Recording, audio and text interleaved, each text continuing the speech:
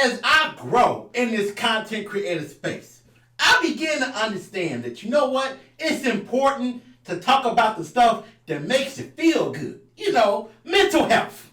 But then it's also important to give the audience what they need. We gotta talk about the shit that doesn't make me feel good. And that's Titans, episode 5. Not liking what I've been seeing from the past 2 episodes. First 3 started off with a bang. Y'all know me. Dancing crazy. Loving it. Now, not so much. Viagra Batman is back. Slow speech and all. We spent an entire episode on 2 main characters and 2 minor characters. Strike me down now, Lord. How you foreign nigga stop it? I was born in the tropics. I'm the way peep the mosh pit. And it came with a starship. Yeah, I got it. Yeah, I'm really from the tropics. Fuck is you doing? What's good, Digital Trap Squad? Y'all know what it is, so check it, right? Alright, y'all, look. Titans episode 5 is definitely my least favorite episode so far, right? We open up with the same sort of energy that we left episode 4 off of, right? The confrontation between Nightwing and Red Hood in the forest was definitely an emotional battle as these two went at it full throttle. Now, this episode revealed several things, right? One, that Jason Todd and Dr. Crane have been working together for a minute. They in this shit one by one, boy. They holding hands in this motherfucker.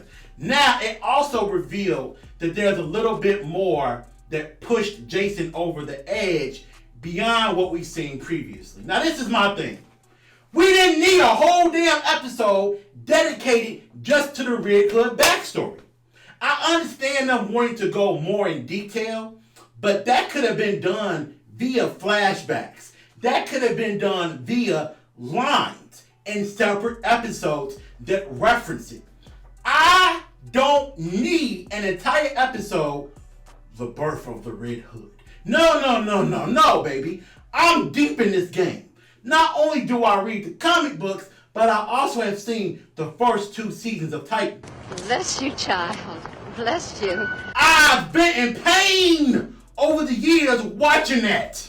And I know the moments that birthed it, Jason Todd's alternate persona, his alternate way of thinking. I can point to him beating the shit out of the Gotham police officers in season 1. I can point to him almost being killed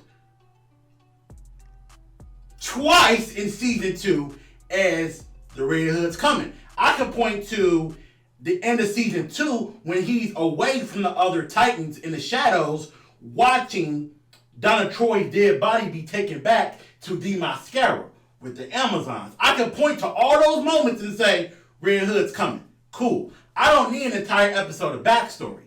And even them trying to give us multiple scenes of the partnership between Jason Todd and Scarecrow annoyed the shit out of me. Because I'm like, bruh, y'all just kind of took the vengefulness.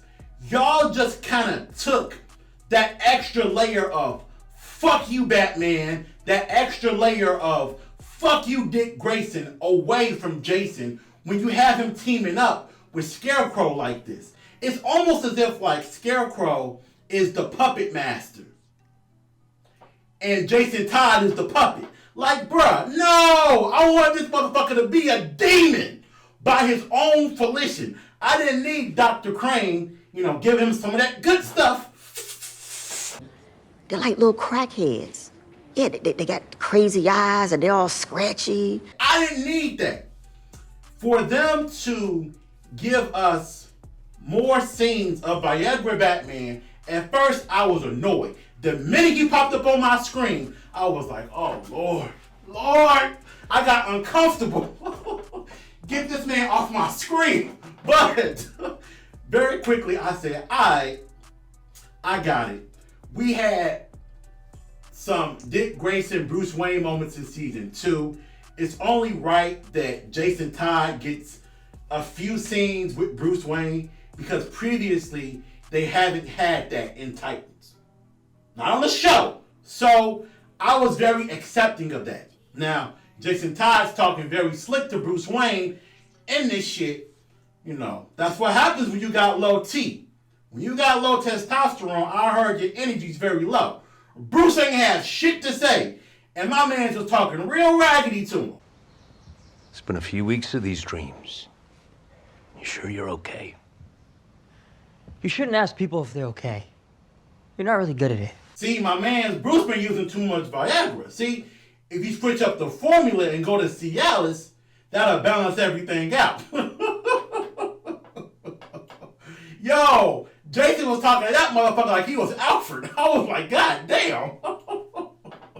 Reckless as hell. But speaking of reckless, when you have Jason Todd's first kill as the Red Hood, it's supposed to be a big moment for the character. Now, he's killed before, all right?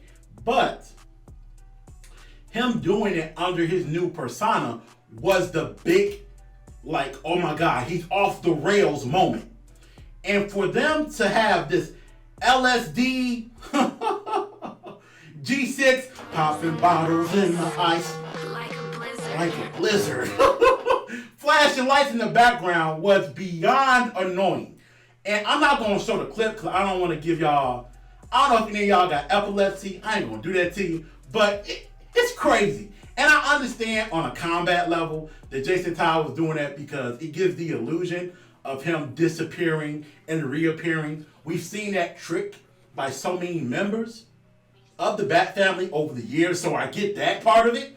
But from a writer's standpoint, why would you not give us that fear, that surrender in the victim's face as Jason Todd's getting ready to murder him? I thought it would have been even more touching if he pulled his mask off to show him, hey, remember that kid you beat the fuck up in the alley earlier? It's me, bitch. Pop, pop, pop, pop, pop, pop. Multiplied by years of simmering hatred and stifled genius equals what? Revenge, revenge, revenge. I thought it would have been way more emotional. Like how when he got Dawn to kill Hank, him having the mask off was emotional because you saw that, oops, him not giving a fuck. You saw that in his face because it wasn't shielded.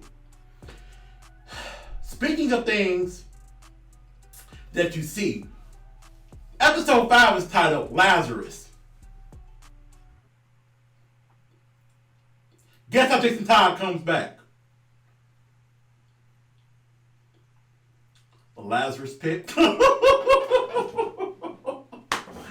was like, oh God. Ain't that a bitch? Once I saw the episode title weeks ago, I'm like, fuck. They just spoiled it. Because why would you call it Lazarus if Ra's al Ghul, hold on, pause. In the hood, we call that motherfucker Ra's al Ghul. We don't call him Ra's, we call him Ra's. Alright, continue with the video. We know that we're either going to see Ra's al Ghul or we know that we're going to see his daughter or some other members of the League of Assassins.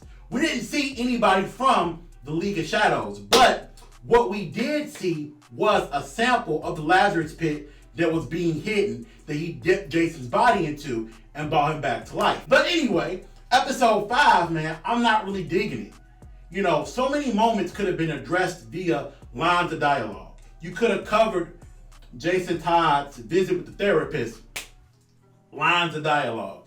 You could have had a flashback later on of Jason Todd talking to Bruce. You could have split this episode up into something else because we only have 8 more episodes. 13 altogether. This is not CW type shit where you dare to defy, you got 22 of them bitches coming at you fast. No, this is only 13 episodes. So to spend an entire one on Jason Todd's backstory, we didn't need that.